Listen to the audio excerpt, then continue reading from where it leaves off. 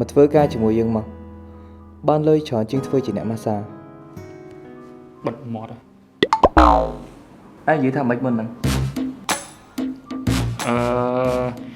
យើងគ្រាន់ចង់និយាយថាបើឯងមាត់ចឹងយើងម៉ាស្សាឲ្យឯងមិនបានល្អយកមានសមាធិក្នុងការម៉ាស្សាឲ្យឯងទេយើងត្រូវប្រុងប្រយ័ត្នតែយើងធ្វើប្រហែសតិចឯងហ្នឹងអាចដើររួចកថាបានដែរ យើងជួយចិត្តស្នាដៃរបស់ឯងទាំងវាយគ្នាជាមួយគេទាំងម៉ាស្សាឲ្យយើងបើឯងមកធ្វើការជាមួយយើងយើងហ៊ានឲ្យប្រាក់ខែឯងមួយគឺនឹង10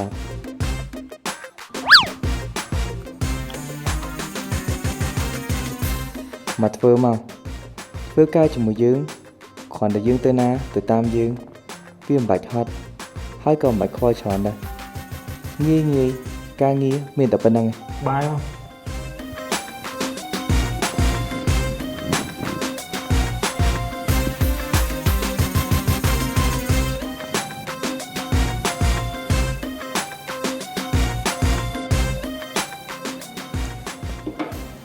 មិនថាឯងទីលុយច្រើនប៉ុណ្ណាគឺយើងមានតែឯងដែរកុំលេងច្រឹកពេកលុយមិនស្រួលហើយឃើញឯងកំពុងតែខ្វះខាតទេបើមកធ្វើការជាអ្នកម៉ាស្សាហ្នឹងហើយឥឡូវហ្នឹងយើងកំពុងតែស្នើលុយច្រើនណាស់ឯងទេតាឯងនឹងគិតច្រើនដល់កាល យើងសុំធ្វើការឲ្យស្ងប់ចិត្តតិចណាជប់និយាយសិនណា ឯងមកធ្វើជាអង្គរៈយើងក៏បានឬមួយក៏មកធ្វើជាមនុស្សកំដរយើងក៏បានយើងជួយចិត្តស្នាដៃរបស់ឯងហើយយើងក៏ជួយចិត្តស្នាមថែរបស់ឯងដែរ